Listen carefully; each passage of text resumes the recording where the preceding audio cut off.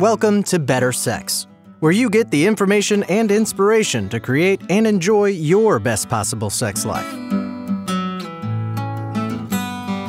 Join your host, sex therapist Jessa Zimmerman, as she brings you expert guests, helpful tips, knowledge, and strategies to improve your intimate relationships.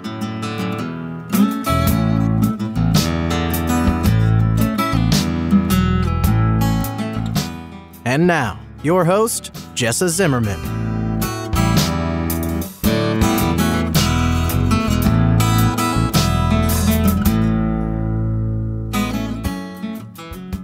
Hey everybody, it's Jessa. Welcome back to the Better Sex Podcast for another episode. Thanks so much for tuning in and being part of the crowd.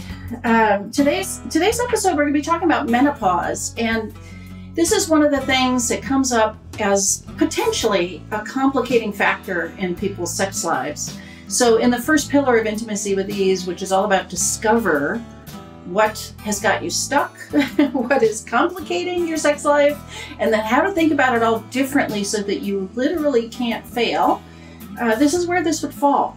Because women have different experiences with menopause. Some are more impacted than others. For some people, it's a bigger deal than for others, but it can be something that throws a wrench in the works for people. So Dr. Michelle Gordon is here to talk about the changes with menopause, her, sort of her own journey getting into this work, because she's gone from a surgeon working in medicine to full-time coach and leader of this menopause movement work that she's doing. And she shares a little bit about her journey, but then we're talking about the kinds of impacts people have with menopause and also the kinds of opportunities that this presents us. It can really be a powerful time of life and a place to make some changes that really set you up to be really happy from then on. So it's a very positive thing and really encouraging and cool. I'm excited about it, and I hope you get a lot out of the episode.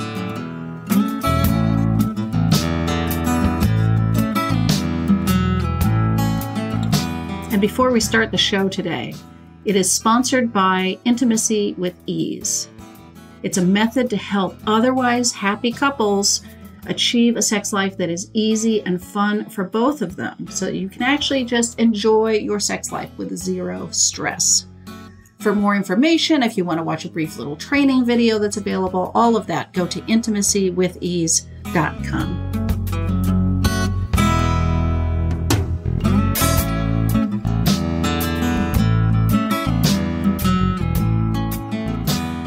So thank you so much for being on the show with me.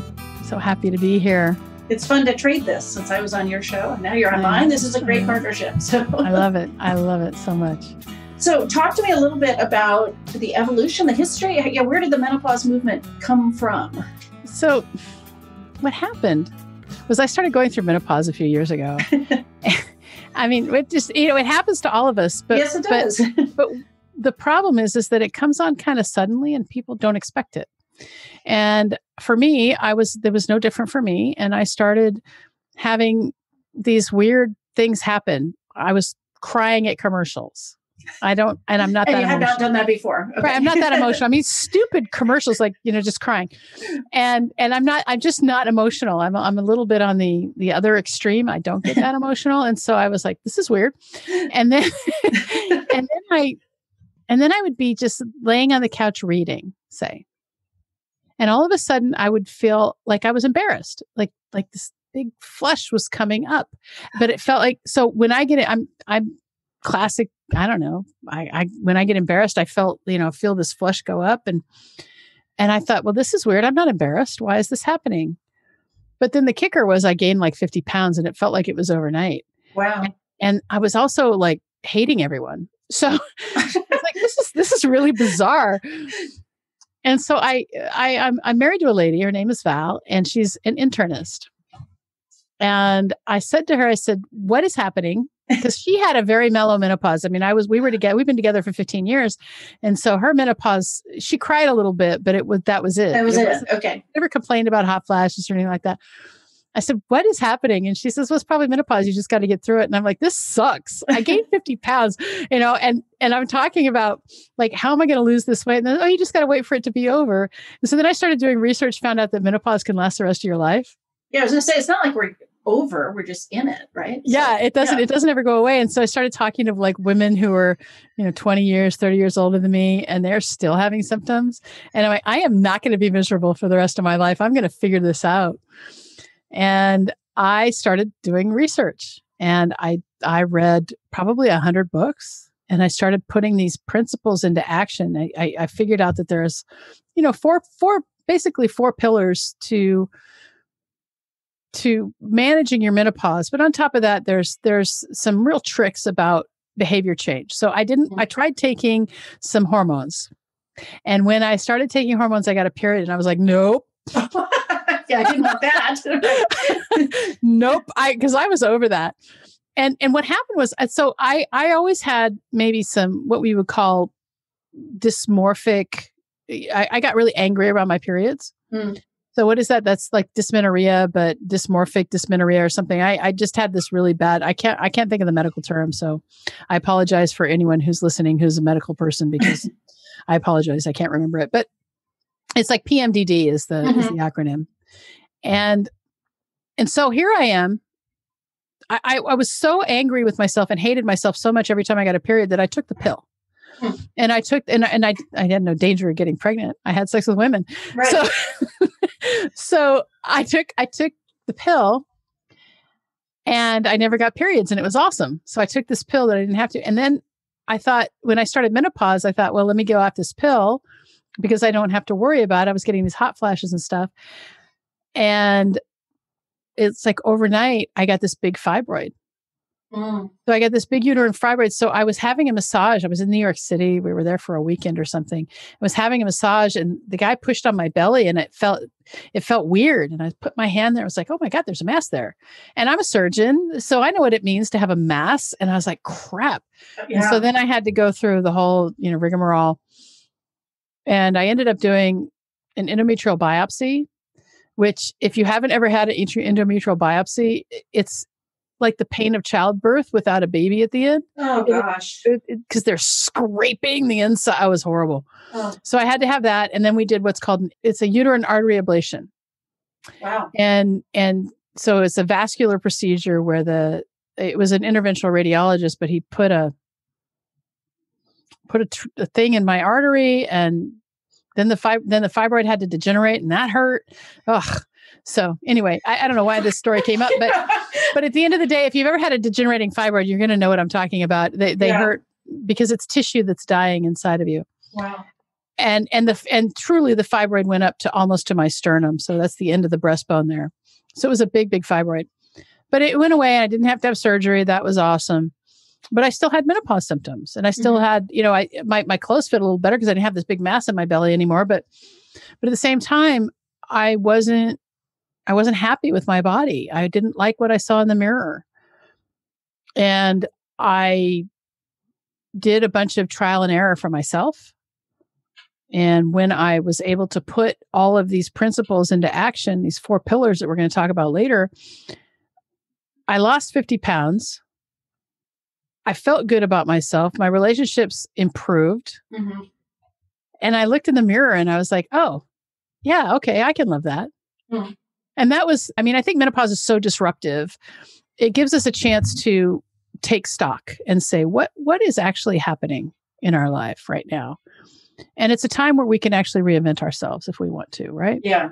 Yeah. And I don't know if you talk about this with your audience, but it really is an opportunity for us to really take stock and look at what's working, what's not working, how are we going to do things?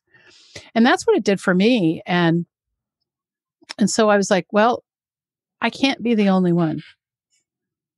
I can't be the only one. So as necessity is the mother of invention, I went looking, before I did all that study, I went looking online because I'm a course taker. I buy courses. Okay. And I was like, okay, menopause help. Wait during menopause. And everything that I found I'm a doctor. I understand the medical terminology. Okay. And it was the only way I could say it is disjointed and weird. It didn't make any sense to me.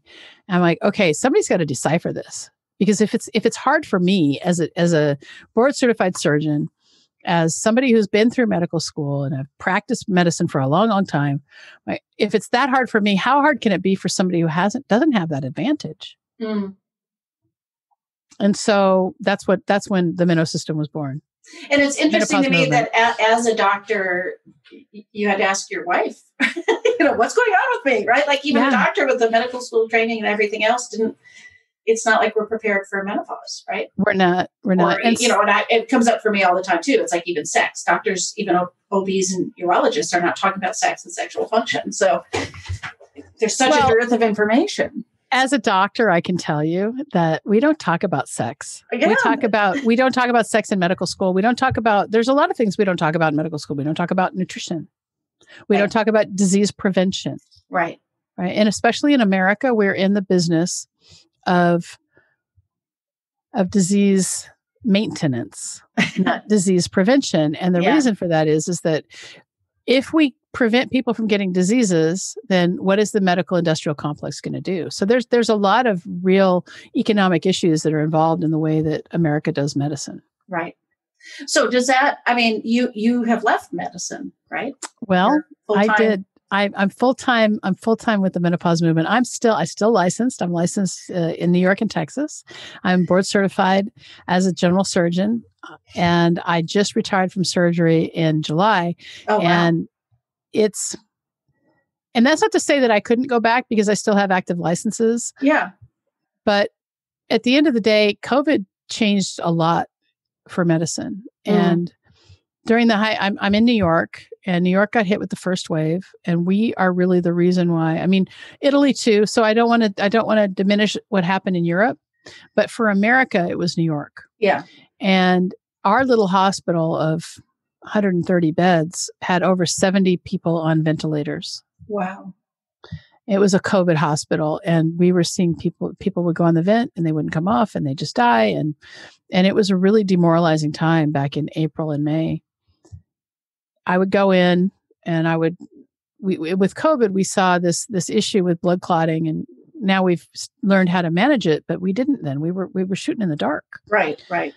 And so people were having kidney failure, and they didn't have vascular access. And so I would spend the weekends just giving vascular access, giving hemodialysis access, so that we could try to keep these people alive.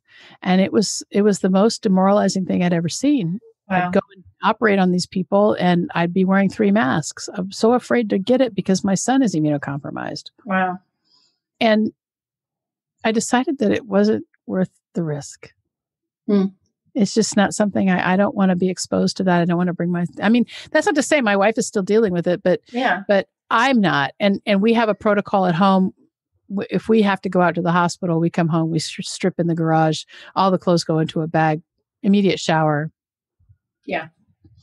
So, but it also sounds a little bit like a confluence of, putting this all together around menopause, the COVID thing, and then maybe the awareness that Western medicine is disease maintenance. It just seems like maybe all this has come together to be like, okay, I'm going to do this.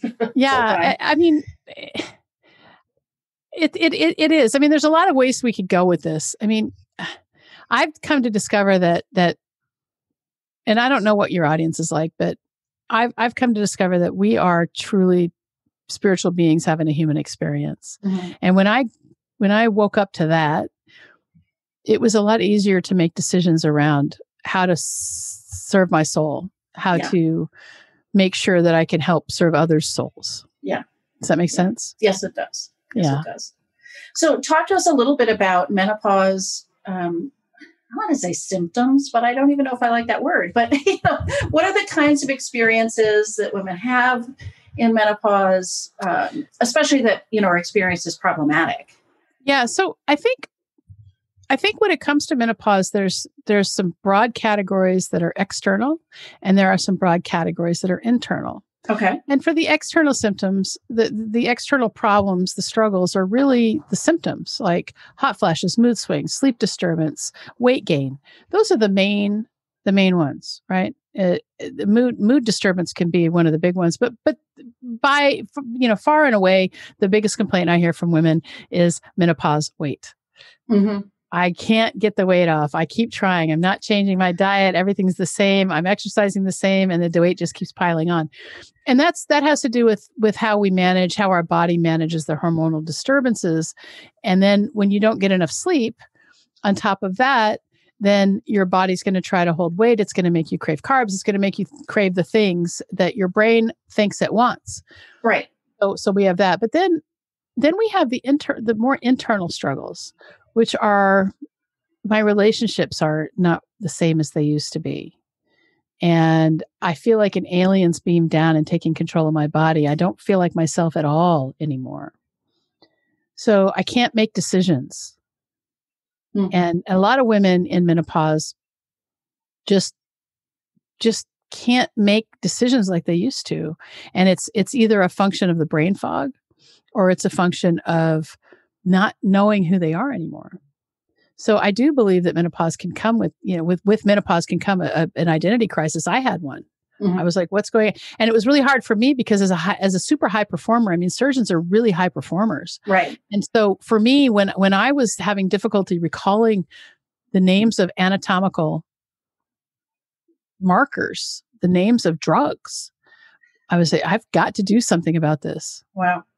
Yeah, it was disruptive. Yeah. It was really disruptive. And I would imagine women are all over the map in terms of the which symptoms or experiences they're having to what degree, right? Like, I mean, like you said, your wife even sort of had a very mild, easy menopause, didn't look like anything, right? So that's a possibility too. It is. And I mean, you can go to your doctor and this is the problem. I mean, the other thing that happens is that doctors can feel dismissive because doctors aren't trained in menopause. Even the OBGYNs aren't trained that much. Yeah. I mean, there's a couple problems. It's a twofold problem. The doctor doesn't have much training. We live in a patriarchal society. And so here we have this dichotomy that's going on where the doctor doesn't really know, but also thinks that he or she's dealing with a hysterical woman.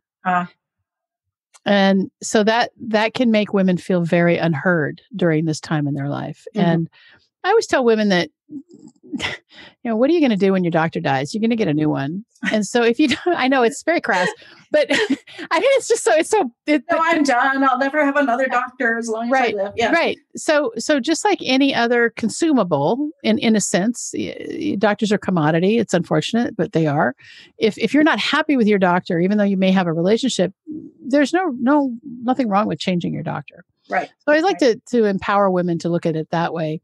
But on the other hand, women have been treated as second-class citizens ever since written language. When written language came, and there's a great book I always talk about. It's called The Alphabet versus the Goddess. If you haven't read it, you should. And it is all about what happened because all gods were female before written language.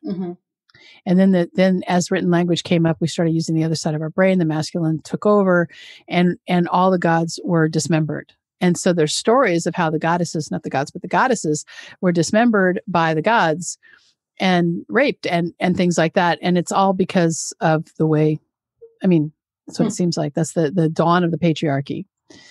I remember I read a book ages ago. It's reminding me when God was a woman. I haven't read The Alphabet and the Goddesses. The Alphabet versus the Goddess was written by a surgeon, I think an ENT surgeon. And it is the best book on religious history I've ever read. Wow. And it just really helped me to see the whole patriarchy from a different view, because it's easy to be angry as a woman about the patriarchy. But when all you're doing is using the side of your brain that writes and is logical, that's very masculine. Right. And when we get into the right brain, where it's free flowing and spacious, and I mean, that's what happens when we meditate. We get into that space of creativity. And especially in the Western world, we don't cherish that.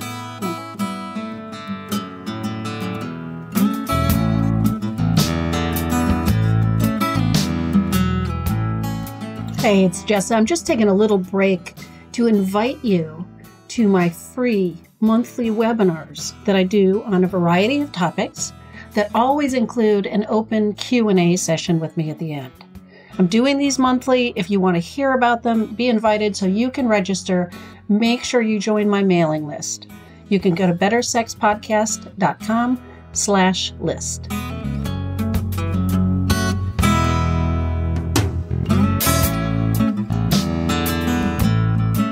Now, I noticed when you were talking about the symptoms or the experiences, you didn't, in that first list, talk about loss of libido.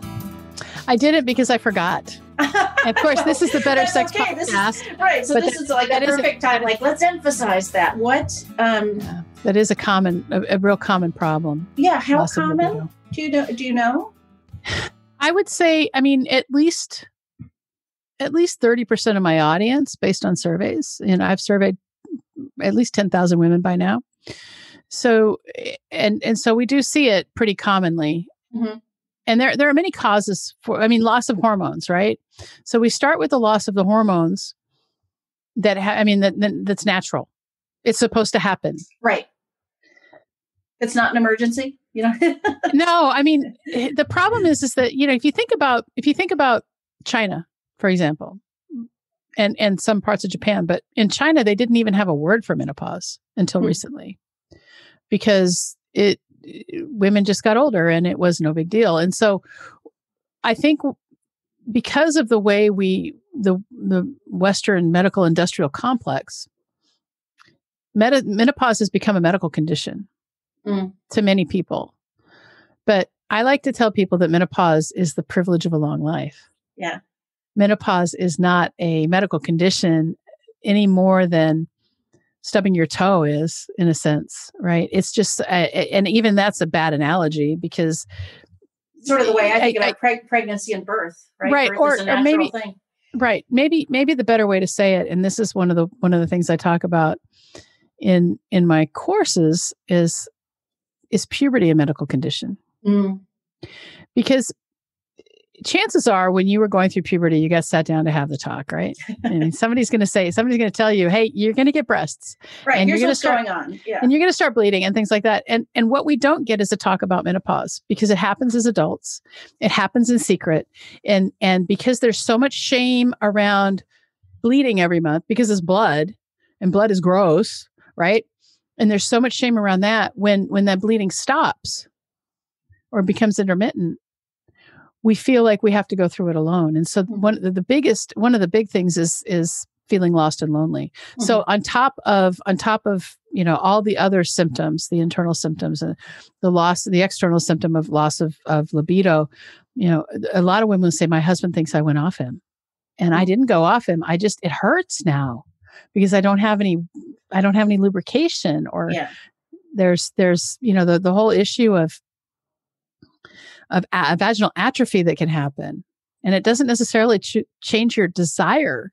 Remember, sexuality, I'm sure you teach this, sexuality starts in your brain. Right, right. And if you can't get your brain worked up, it's really hard to get your genitals to follow along. Right, right. But even if your brain is worked up, if your body's working differently than it used to, that can be very disruptive.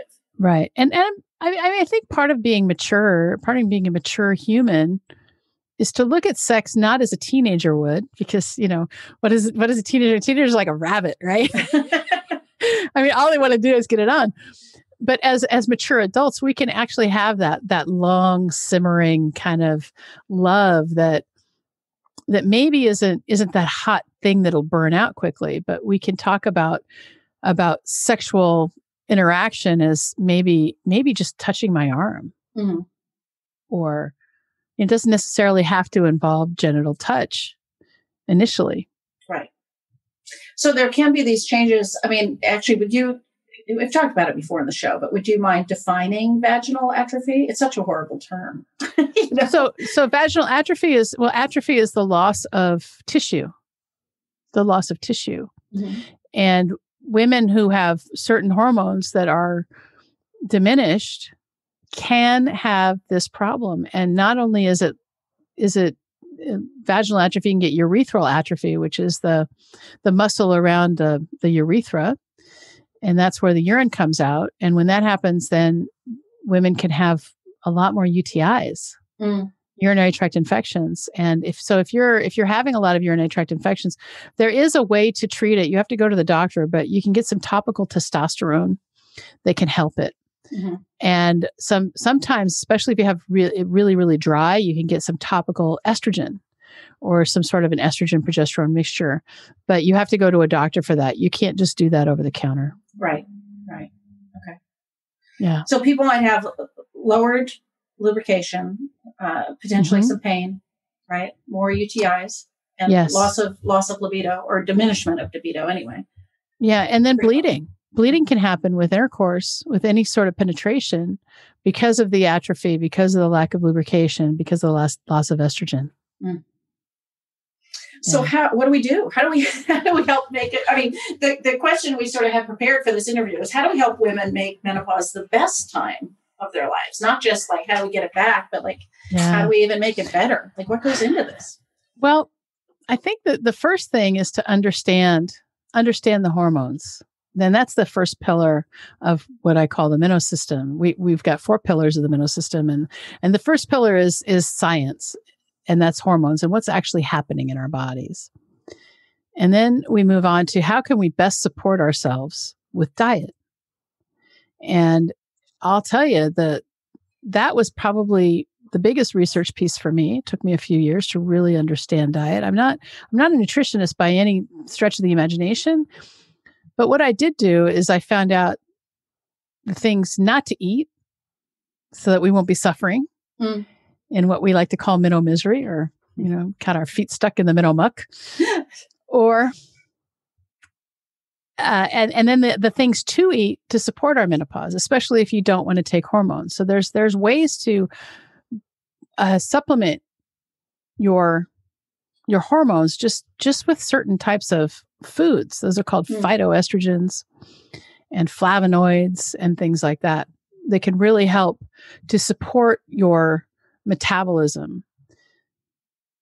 But we also have another pillar, which is movement. And without the proper types of movement, we're at risk for things like osteoporosis. And we're at risk for losing our muscle tone just from not moving our bodies.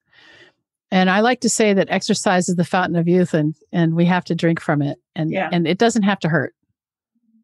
Okay. And then the last pillar that we have in our program is, we like to call it the Menomate way of thinking. And it's just a matter of understanding that our brain is we live our whole lives in our brain. And if we can't make our brain a happy place, then life will never be happy.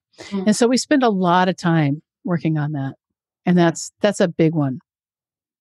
So what could people, whether maybe they'll go through your program, but even however they're approaching menopause, what could people expect in terms of improvement, or like paint the picture of, I mean, I know everybody's different too, but when it comes to menopause, there's no one size fits all answer. Right. But like, paint a vision of happy menopause for us that, what's possible. Well, what's possible? When I started implementing these in my life, so I started research probably, I want to say I started research in about 2013. Okay. And I didn't start implementing anything until 2015, maybe 2014. And I had a picture that I took of myself because, we like selfies, right? And I was super happy. And it was February of 2014. And I was super happy. I'd just come back from a conference, and I put this picture up. I remember exactly when I took it, and I put it up on Facebook and said joy. And so it shows up on my Facebook. Oh, right. Every February or whatever. February of this year. And I went outside and I took a picture of myself, and I did the side by side. And it's crazy the difference that just these small little micro commitments that I made to myself made, because it's 50 pound difference. Wow. I mean, it's also hair. My hair was really long, and now I have no hair. I've combed hair. People can't see you, but you've got buzz cut, right? So I don't. I shaved my head. Yeah. It's just easier because I can't go to a salon or anything. Yeah. So I was able, when I put these principles into action, I was able to drop 50 pounds. I started waking up every morning and looking forward to the day. I didn't feel like there was a big heavy weight around my neck anymore. I was having a good day every day, even though shit happened. And I hope that's okay to say. Yeah. Oh yeah. Okay. So, I mean, and the best way to say it is that every day's a great day, and sometimes there's shit to clean up. But I'm pretty much unflappable when it comes to that. There are a few things that still bother me, but for the most part, I've really grown as a human just through all these techniques that I've learned, and now have kind of I pass on through the Meno system into the Menomates. And so that's been so for me, I was happy, but my happiness was really dependent on external things. And now my happiness is really internal and really understanding that everything we need is inside of us. And that was a big one for me.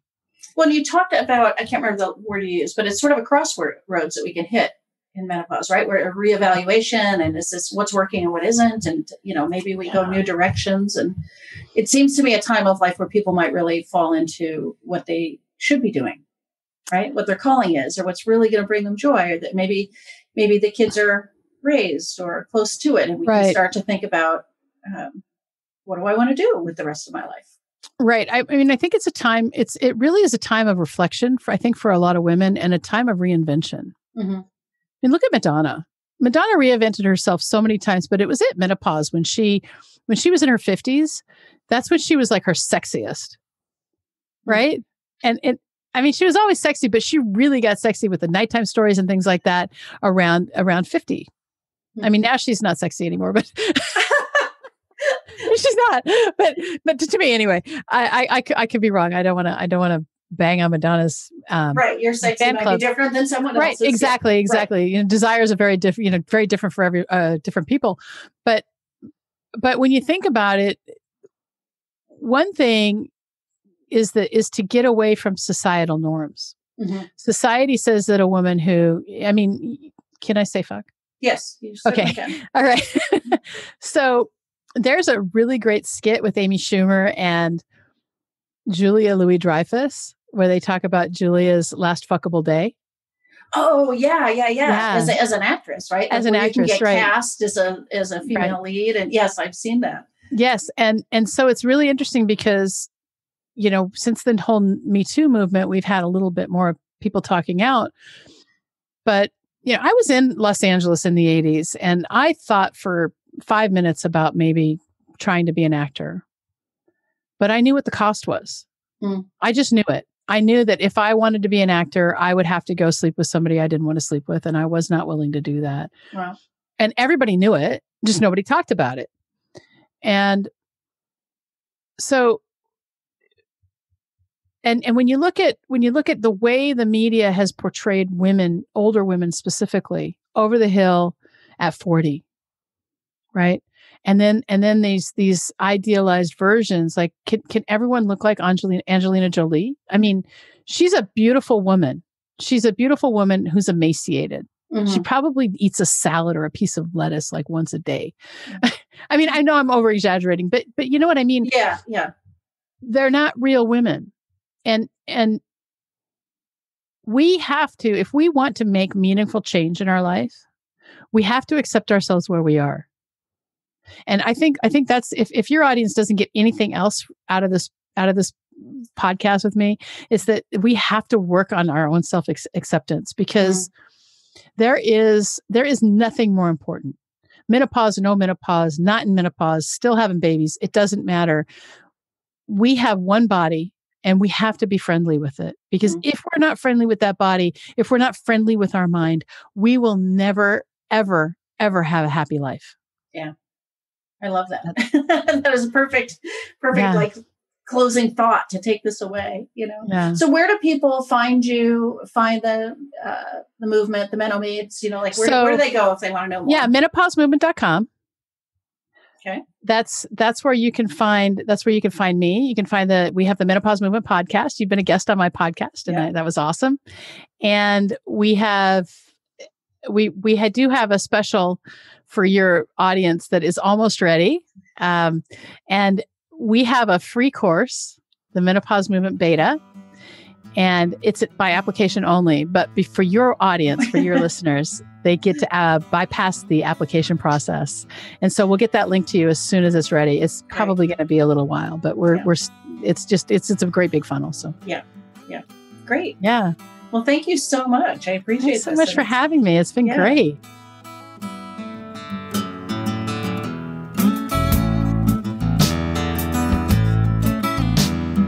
You've been listening to Better Sex.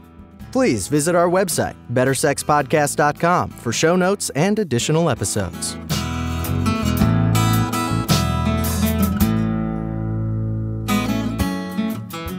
And that's a wrap for today. I really hope you enjoyed the episode.